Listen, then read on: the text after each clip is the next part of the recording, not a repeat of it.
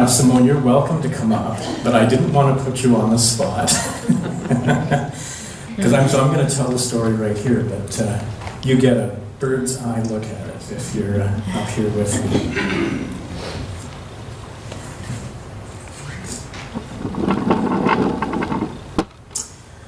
Last week, you weren't here, but I told the story of Joseph from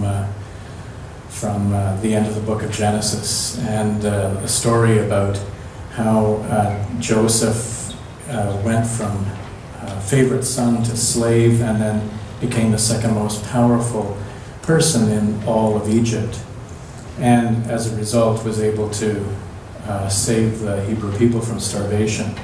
Well, this story is the one that happens after that story. And Joseph has died. He's been gone for quite a while. And then also the Pharaoh has died, and there's a new Pharaoh or king in Egypt. And that new Pharaoh has no understanding of why these Hebrew people are there, and makes them slaves. And so this story is set in Egypt. And life was very hard for Joseph's people, the Hebrew people.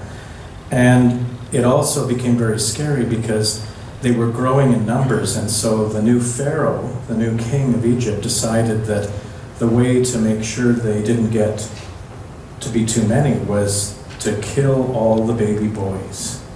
What a horrible, horrible thing. And so that was the ruling that went out, was that all the boys were to be killed. And this is the story of a young girl about your age named Miriam. Miriam was a Hebrew. She was of those people that Joseph had looked after.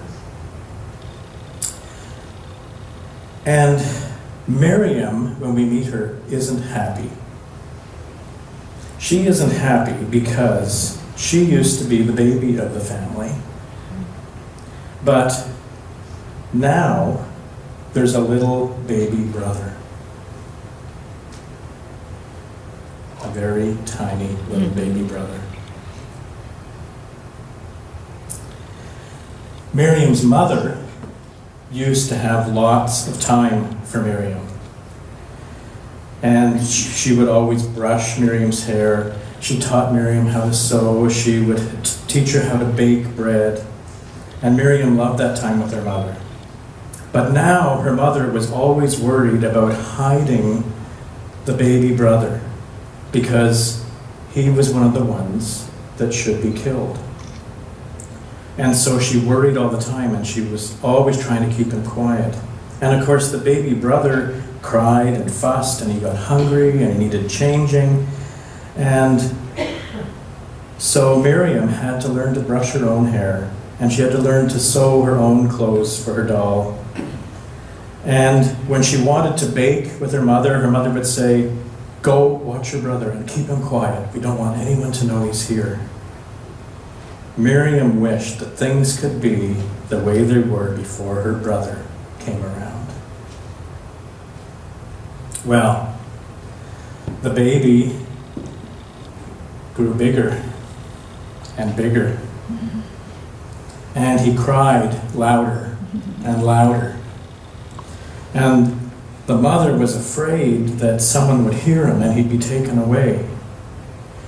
And they didn't know what to do, and then finally Miriam's mother said to her, "Take a basket and put your baby brother in the basket and take him down to the river."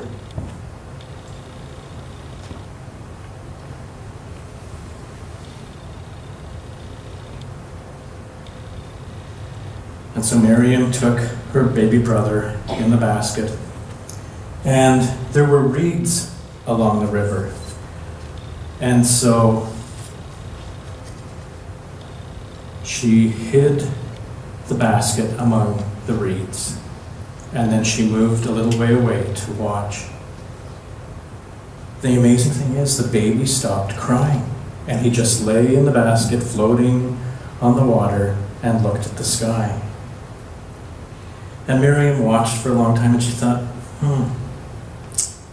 maybe my baby brother's not so bad after all.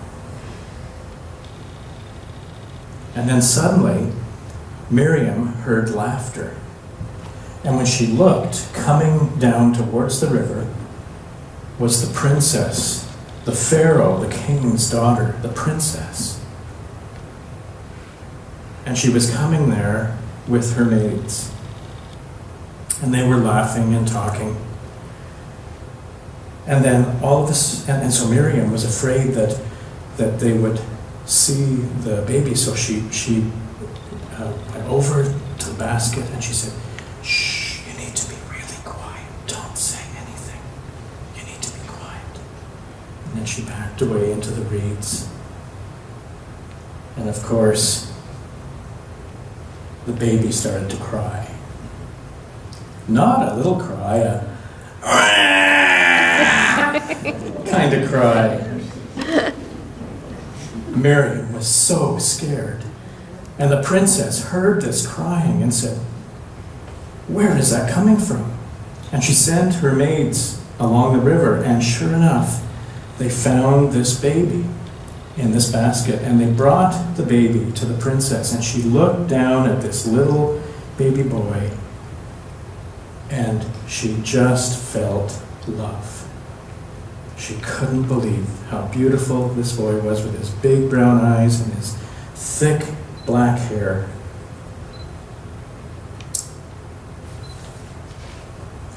And the princess knew that he was one of the Hebrew children, one of the boys that was supposed to be killed. And she thought about it and thought about it. And finally she said to her maids, "I don't want him to die. We'll take him home." Well, Miriam was having a fit. They were going to take her brother. And she thought, and then she went running over and she said to the princess, "You're too young to look after him. I know someone who could look after him until he's old enough." And the princess said, "That sounds really good. I will pay whoever that is to look after this baby until he's old enough to stay with me." And so Miriam ran home and got her mother.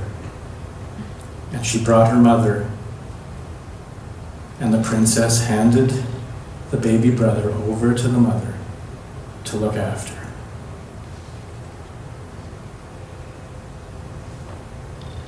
I wonder how Miriam felt when she realized she really did love her baby brother. I wonder. And I wonder how the princess felt when she realized this was one of the babies that was supposed to be killed.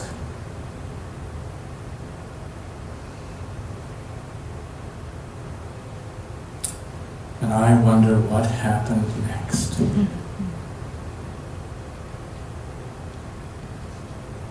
That's our story. We're going to sing a hymn which talks about these wings and these wings and these wings. May God's sheltering wings. Thanks, Simone.